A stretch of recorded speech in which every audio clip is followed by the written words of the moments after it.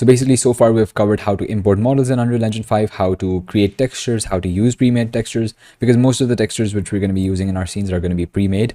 So you don't need to know too much about how to create advanced textures. That I think is not for beginners. I think it's very confusing because of the node system in Unreal Engine 5.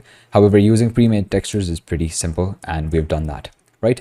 So now let's move on to the next step, which is going to be the lighting. So for the lighting, what I'm going to do is that firstly, I'm going to be getting rid of all the lights and everything in our scene so that we can basically work from scratch. And we're going to be creating this whole setup from scratch, and then we're going to be creating some indoor lighting from scratch. So I'm just going to be selecting this. I'm going to be holding shift and selecting all these.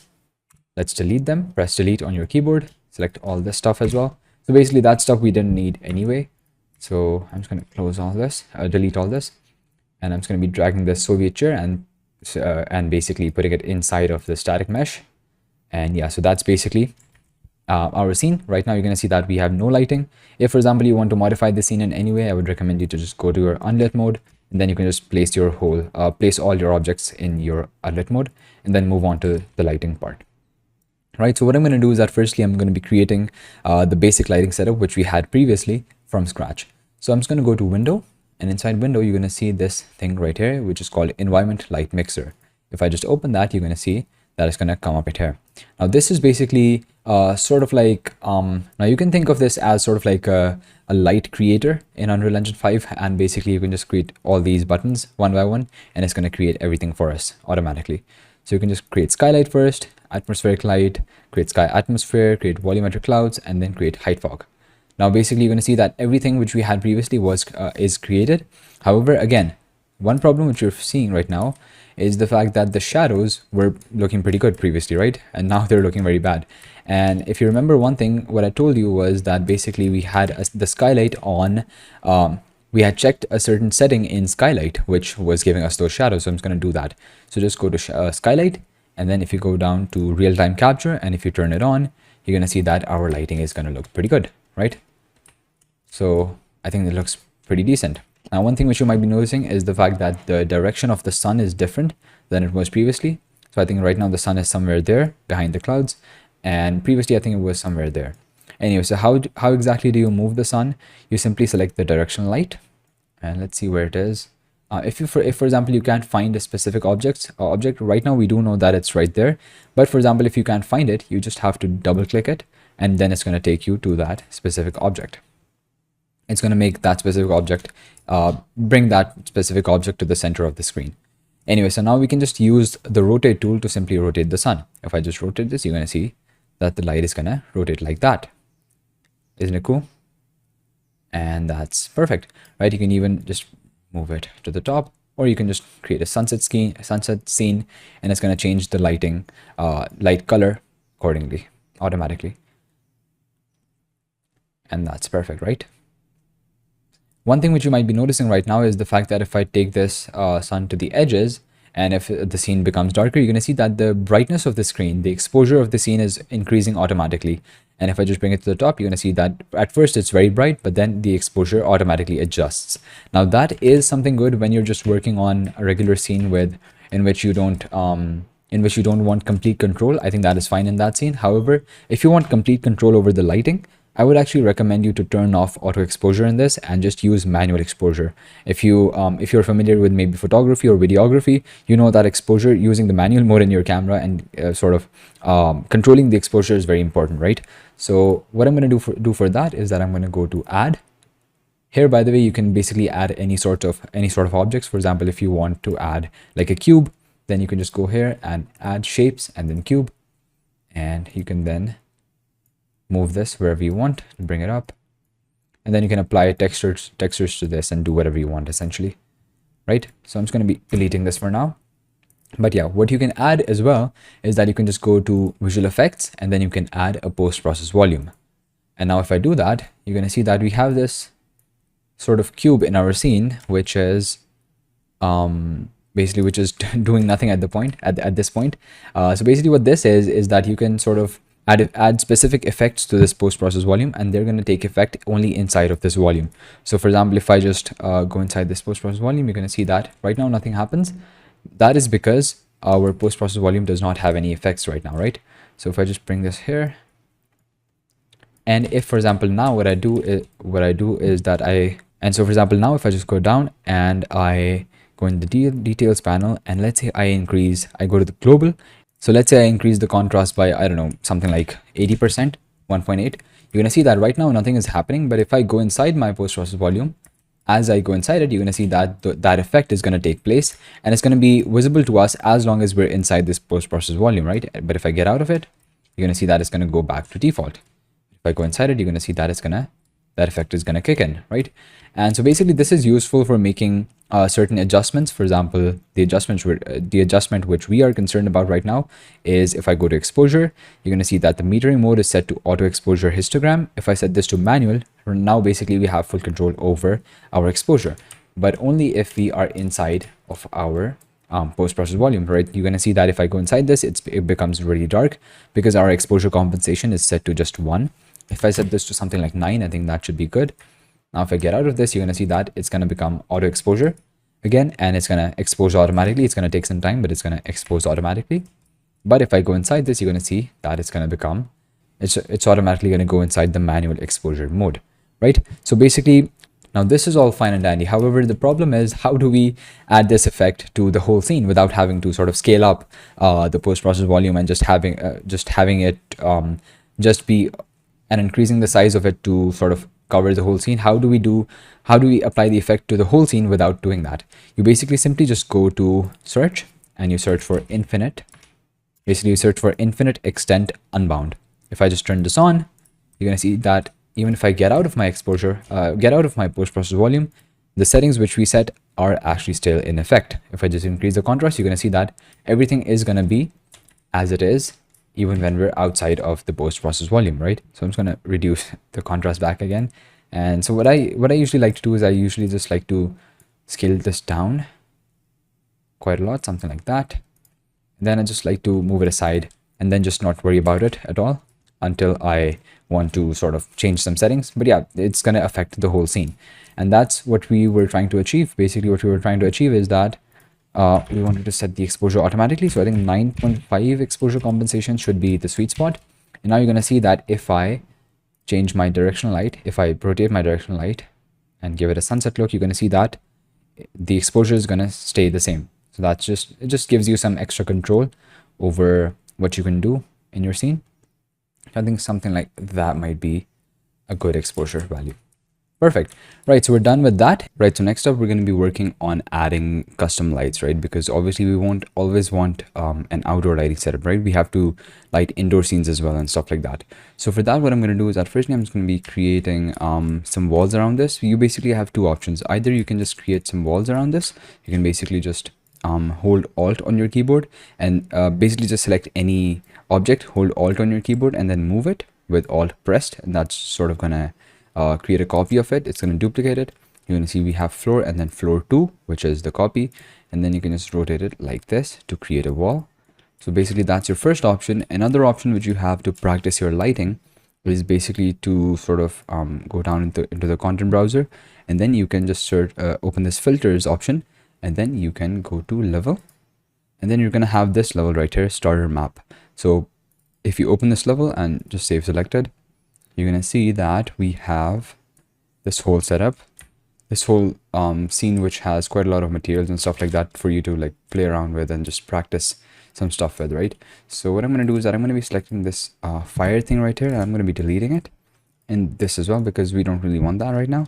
And the good thing about this is that we can sort of experiment with glass as well. And then we have some other walls and stuff like that pre-made so that we can test our materials and lighting and stuff like that. So I'm just going to be using this. Plus we also have a window as well, so we can use that as well, right? So firstly, what I'm going to do is that I'm going to be deleting everything which we don't want.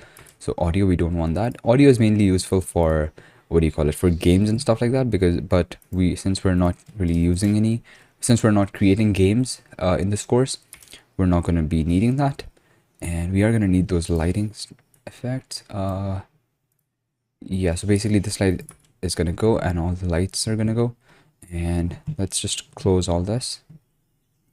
Let's just close this folder, physics actors.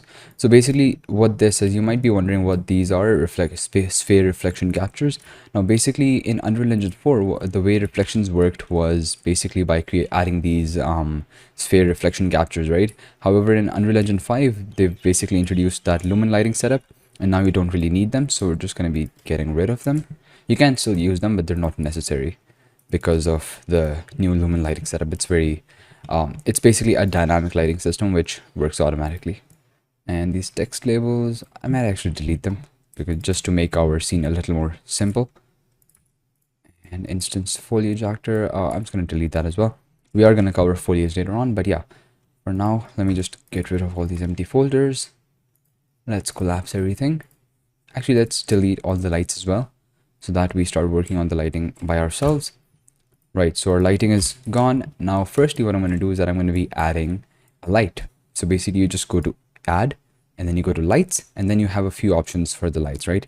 Now, this is the directional light, which we just used. This is basically the sunlight. If I add it, you're going to see that we have the sunlight. Obviously, we don't have the atmosphere and everything, so that's why it looks weird. However, the sunlight is right there for you. And then we have a point light. So basically, the point light is, I mean, if you know any traditional 3D software, then you would know that a point light is just a point light. It's just it's sort of a sphere which is emitting light, and you can use it to, you can use it mainly to just fill in scenes with some light. I would not recommend you to actually use this as your primary light source, and I'm going to be showing you, I'm going to be telling you the reason in just a bit. But if I just go ahead and add lights, and then if I add a rect light, I'm going to be covering the spotlight in just a bit, but let me show you an example. Firstly, I'm just going to be importing a rect light. As basically this rect light is the light which we're primarily going to use.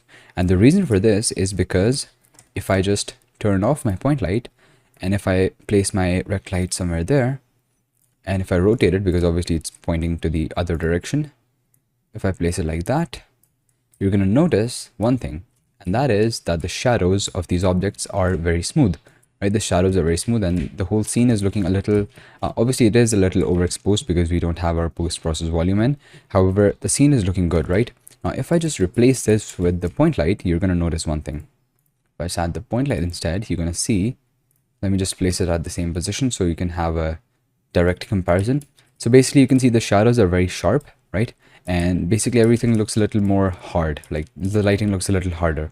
And that's basically because of the fact that and that's how physics works in real life as well. Basically, the smaller your light source is, the sharper and the longer your shadows are going to be.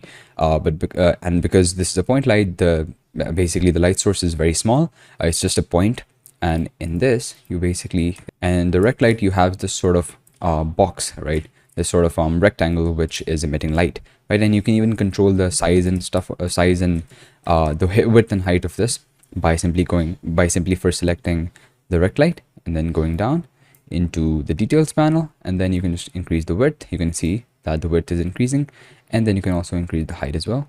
And you're going to notice that up to a certain point, if I decrease it like that, you're going to see that the shadows become sharper. But if I keep increasing it, I want you guys to sort of stay focused at the shadows, because I want you guys to notice that the shadows slowly start getting softer. Now I'm just going to be turning this off, and let's open the point light. Now you do have an option with the point light to get soft shadows as well. However, that light does not look that realistic generally, but if you do want soft shadows with this light, what you want to do is that you want to go down to the source radius and you want to increase this. Now basically this is sort of like, this is increasing the size of this sphere, this point which is emitting light. And so you're going to see as I increase it, the shadows do get a little softer. However, still you're going to notice that the shadows do look a little weird back there. So I would definitely recommend you to still use the area light. However, if you do want to use this point light, you can use it as well. And you can also increase the source, soft source radius. So this is also just to sort of, this is just to modify how the lighting looks so that you can make adjustments however way you want, right? And basically in all lights you're going to have this option which says use temperature, and if I show you the rect light as well, you're going to see that in that you also have this use temperature option. This is basically an option which you can use to sort of change the color of your light. If I just turn off this point light and if I use this rect light, you're going to see that if I go down and use temperature, you're going to see if I reduce the temperature, it's going to become very yellowish. But if I increase it, you're going to see it's going to become very bluish, right? So that's how your temperature works in Unreal Engine 5. You can also add like a custom light to this, a custom, what do you call it, color to this. However, I would not recommend you to do that because of the fact that it doesn't look that realistic. I would recommend you to just stick to this temperature scale and just use this, because these are just natural colors on the Kelvin scale. So that and that is why it looks very realistic and stuff like that, right? So basically, I'm just going to be turning this off, and so now 2 of our lights are covered. Now let's move on to the next light. Let me just close this. Let's move on to our next light, which is going to be the spotlight, and this is, as the name suggests, it's a spotlight.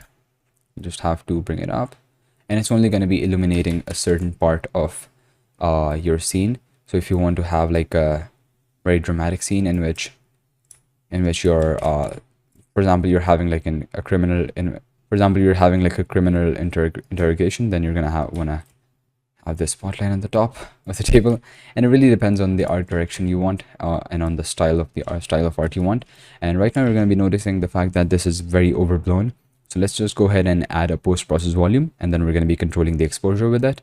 So I'm just going to go to add visual effects, post-process volume, and then I'm just going to be moving it down so that we just move it out of the way and search for infinite. I just write inf and it just comes up, and turn it on, and then go back to exposure, and then turn on the metering mode and the exposure compensation.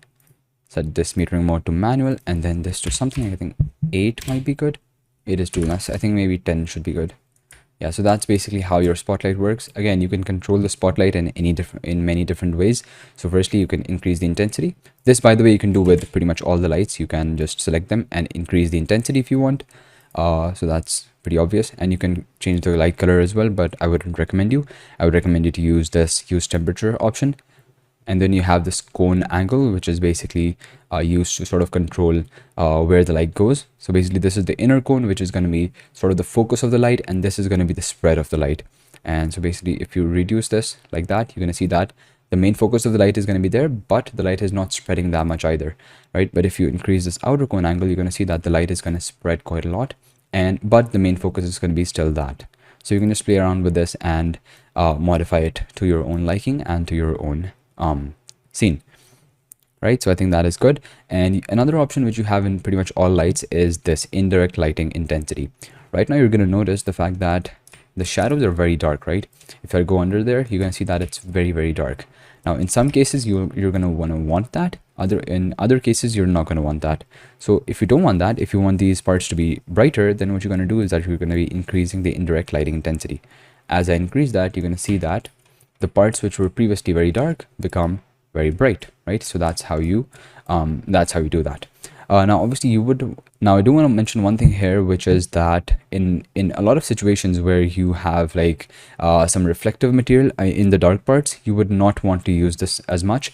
I am going to show you another way to do that, because of the fact that you're going to see these reflections are going to become very blurry and very noisy in the dark parts. So that's a limitation of Unreal Engine 5 currently.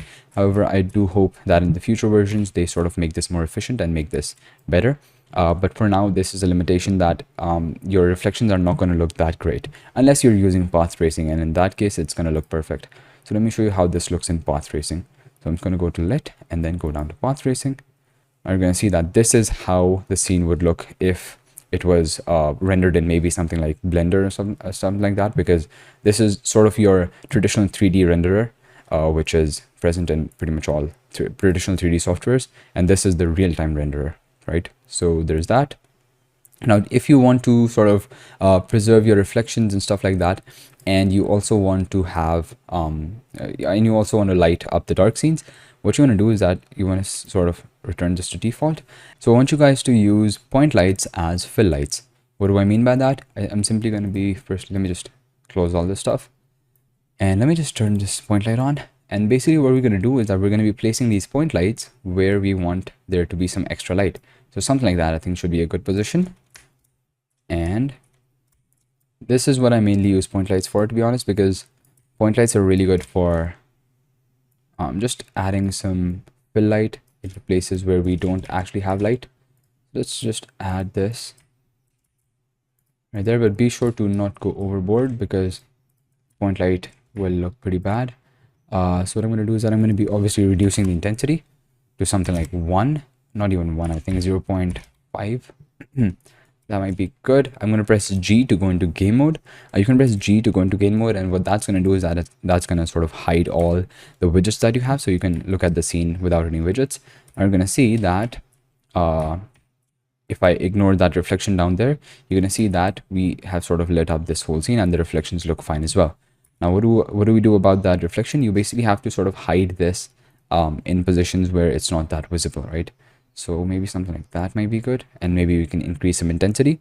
Now, one thing which you might be noticing is the fact that this light is actually causing some shadows and it's looking really bad in the background. So how do you fix that? You simply just select the light, then you go down to the details panel, and then you just simply go down to cast shadows and just turn that off. Because all we're concerned with this is the fact that it is lighting our scene a little bit. We don't really want shadows in this, and you can do that with any light as well. So if I just turn off cast shadows, you're going to see that the shadows are going to go away, and obviously it looks really bad, but yeah, that's how you can do that, right? So just save everything, by the way, if you're following along, and then I think we should move on to the next light, which is going to be if I go to lights, you're going to see that we have the skylight next. Now the skylight, as we covered before, is basically a light which is sort of just used to illuminate the whole scene, and this is mainly used with the directional light. So I'm not going to be using it that much here, but yeah, you can use it if you want, right? So basically the way you use this is by simply first adding going to lights and then adding a directional light. Now you're going to see that we have this direction light. If I just move it something like that, right? And now right now you're going to see that because we have these lights, the shadows are slightly brighter, but if I turn them off, you're going to notice that the shadows are very, very dark, right? How do we fix those dark shadows? You simply use the skylight in this. If I turn the skylight on, nothing really happens. But if I turn real-time capture on, you're going to see now the shadows are going to look a lot better. But if I go ahead and turn real-time capture on, still nothing is going to happen. And that is because we also do need a sky atmosphere with this and volumetric cloud component with this as well. And for those, what you do is you simply go to Window, Environment Light Mixer, and then you add a sky atmosphere, volumetric clouds, and then height fog. Because what the skylight does is that basically this uses the sky to sort of light up your whole scene, right? But obviously for it to do that, it needs to have a sky, right? And previously in our scene, we did not have a sky, right? So that's how lighting works in Unreal Engine 5. I really hope you do know the basics now of how the basic lights work. And that's pretty much it, right? You can use, you can basically position the lights in different places and you can sort of experiment around with these lights. So let me just show you how to maybe add sunlight to your scene, right? From sunlight which is coming from a window. So I'm just going to be using this direction light, and I'm going to be moving it somewhere there. And so let's just do something like that. And so basically this light is coming in from the window and it is sort of illuminating our scene as well. But what I'm going to do is that I'm going to be duplicating these walls. I'm just going to be duplicating these walls, holding Alt on my keyboard and then duplicate them so that we sort of fill the scene, fill our room from all sides, cover our room from all sides. And so basically, if I go inside this, now you're going to see that all the lights which we have in our scene are basically lit from the sunlight, right? This is basically the sunlight lighting. And you can increase your post-process volume exposure compensation to something like 11. I think that looks better. And yeah, I think that's pretty good. Also, you have a lot of settings in your post-process volume. Right now, you're going to see that where there's basically in the very bright areas of our image, there is some bloom. There's basically some glowiness to it, right? And you can control that as well. So if I just click on bloom, you're going to see that we have the intensity and method. So basically this is the standard method, which does not, in my opinion, look that realistic. However, in some scenes it does look good. But if I go to convolution, you're going to see that although in this scene, we're not really noticing that much of a difference. However, in most scenes, convolution looks much more realistic. And you can also control the intensity. If you want too much bloom, then you can do that. And if you don't want any bloom, just set it down to 0 and it's going to get rid of all the bloom, right? So there's that.